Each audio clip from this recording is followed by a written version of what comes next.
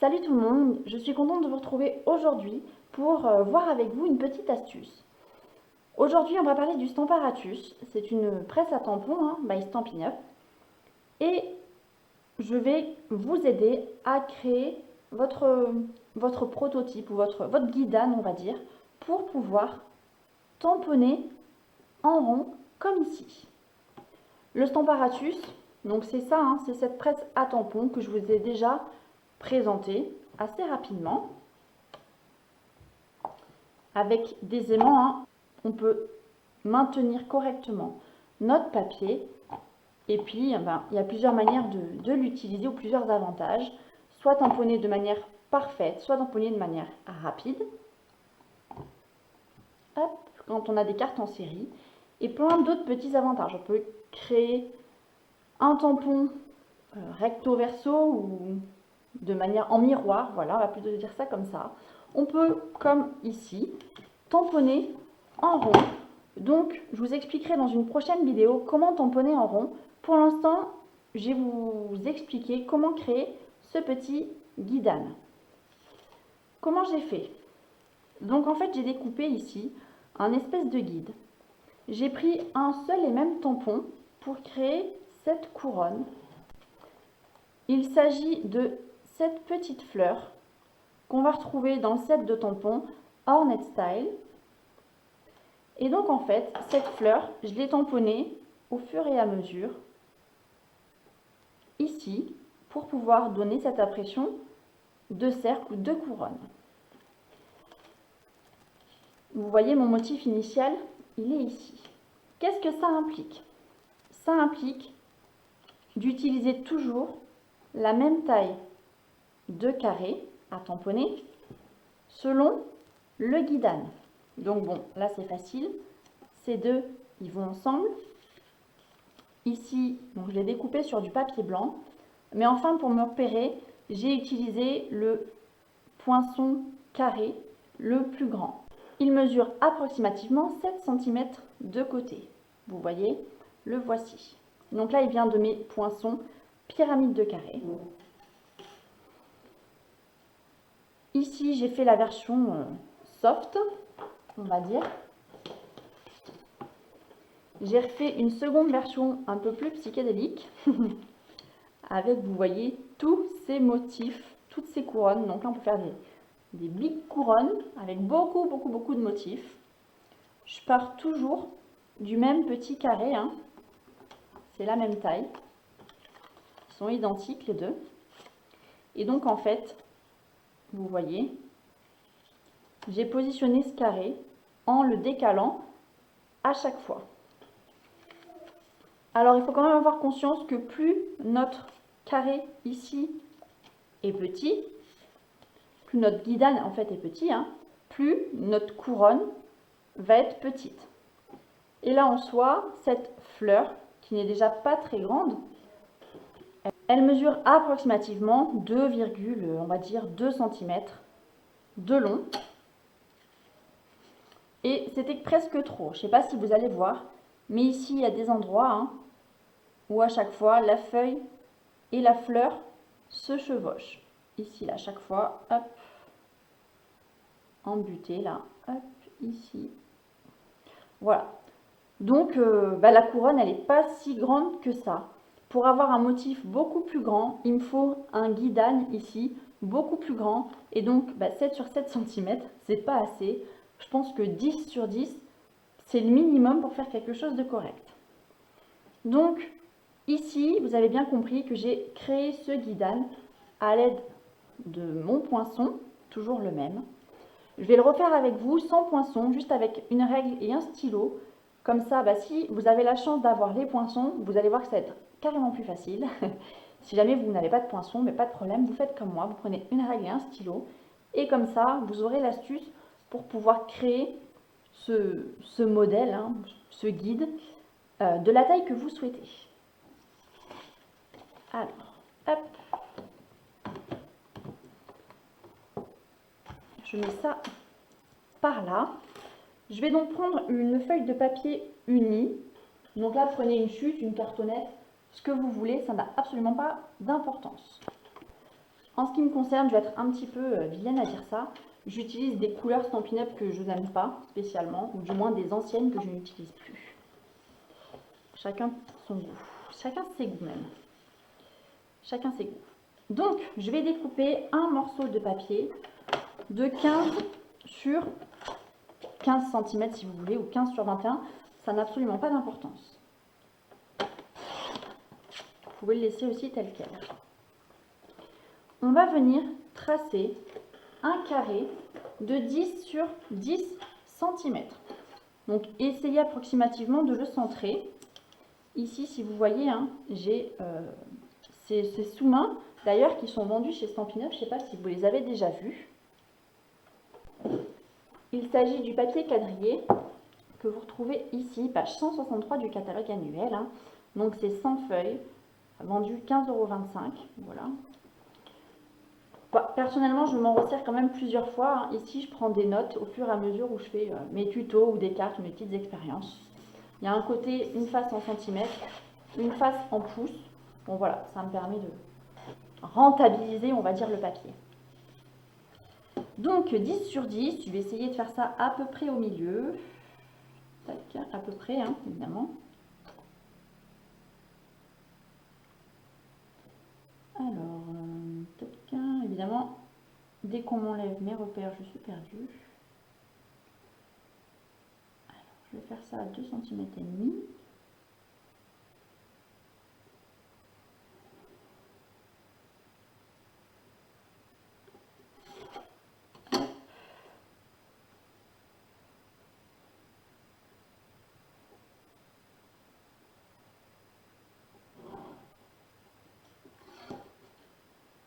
Donc, un carré de 10 sur 10. Est-ce que vous voyez le moment où je vais regretter tout ça? Regretter surtout d'avoir coupé si petit. Non, vous ne voyez pas? Moi, oui. Ok, donc j'ai fait ce carré. Qu'est-ce qu'on va faire maintenant? On va pouvoir venir tracer le milieu de cette face. J'allais dire les diagonales. Aussi, on peut faire les diagonales maintenant. Hop. Donc, on va tracer les diagonales. On va s'en servir pour couper après. Voilà. Et on va venir au milieu de cette longueur, donc qui fait 10, donc le milieu c'est 5. Faire un repère. Donc on fait ça en haut, en bas, à gauche et à droite. Et là c'est pareil, on va venir tracer un trait.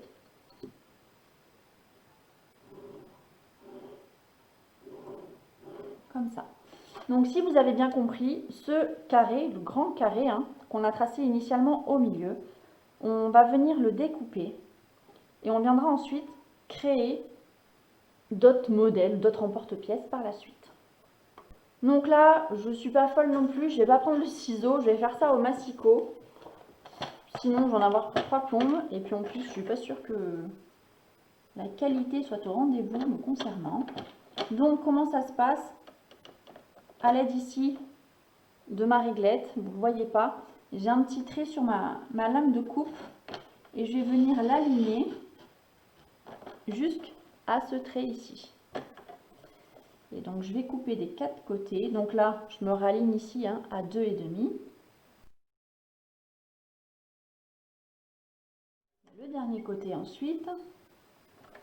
Donc là, l'avantage de faire ses propres guidanes, j'ai envie de dire, c'est qu'on va pouvoir choisir exactement la taille de notre motif à tamponner ou de notre espace à tamponner. Et donc, on va pouvoir avoir un espace beaucoup plus grand que celui que je vous ai montré dans cette carte initiale, hein, qui en soi est déjà bien plus ridicule. Ce que ça implique, c'est que vous n'aurez pas une carte standard, puisque là, on a déjà un espace de 10 cm sur 10 cm.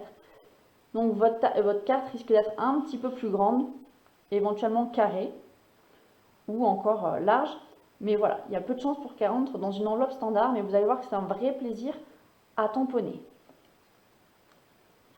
Donc là, j'ai fait ça comme ça. Je vais me servir ici de ce petit modèle. Et donc, je vais venir positionner, en fait, les pointes du haut, du bas, de gauche à droite, sur les traits ici que j'ai tracés. Une fois que tous mes traits sont alignés, donc là, je vais devoir accentuer ou agrandir mes traits pour pouvoir voir jusqu'au bout.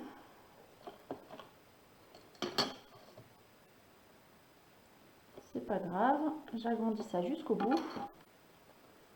Je repositionne mon carré. Et donc, en fait, à l'endroit où tout est pile aligné,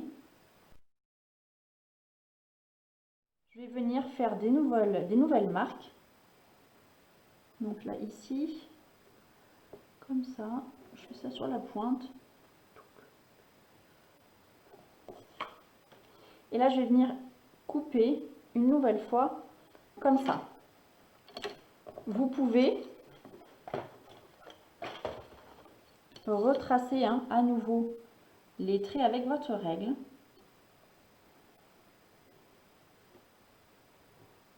Mais enfin, j'ai envie de dire, c'est pas obligatoire. Vous pouvez couper directement avec le massicot.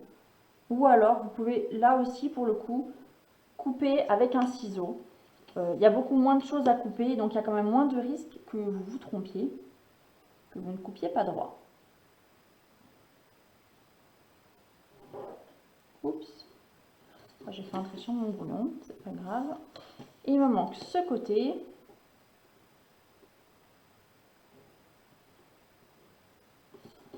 Et voilà.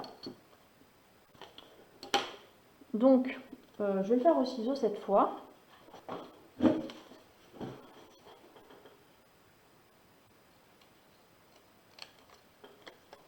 Et vous pouvez ensuite noter dans un coin la taille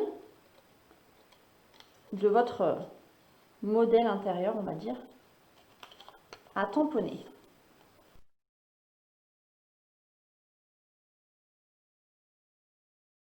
Et voilà. Ici,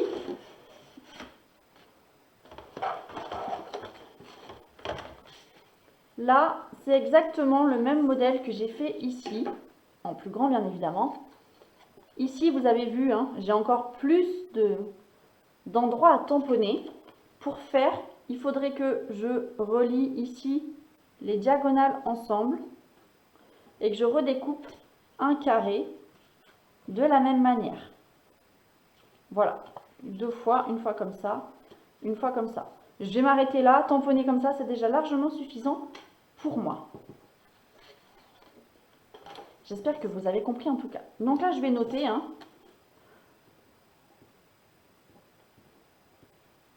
10 cm sur 10 cm. Et ce modèle, une fois que je l'ai, je ne le jette pas, je le garde. Il va me resservir à chaque fois, puisque si vous avez bien compris, je place mon papier à l'intérieur. Et il n'y a que ce petit papier que je change et que je tourne au fur et à mesure. Voilà. Donc ça, c'est un modèle à garder quelque part dans un petit classeur de rangement ou tout ce que vous pouvez avoir encore. Pour les autres, ici, c'est pareil. Je vais noter pour m'en souvenir. Le poinçon, carré, environ 7 cm, soit le plus grand. Voilà.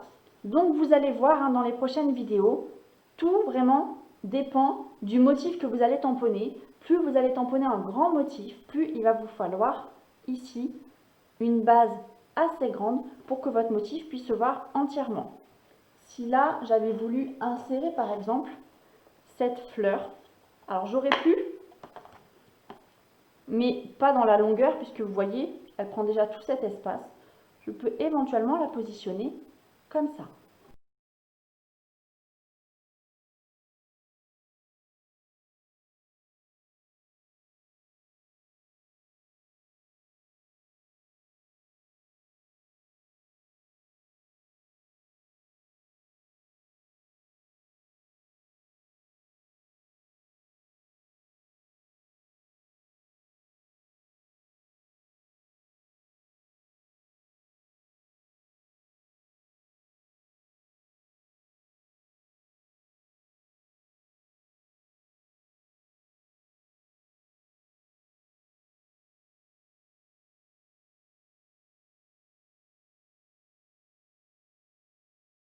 Vous avez appris à créer les petits guidanes pour tamponner en rond.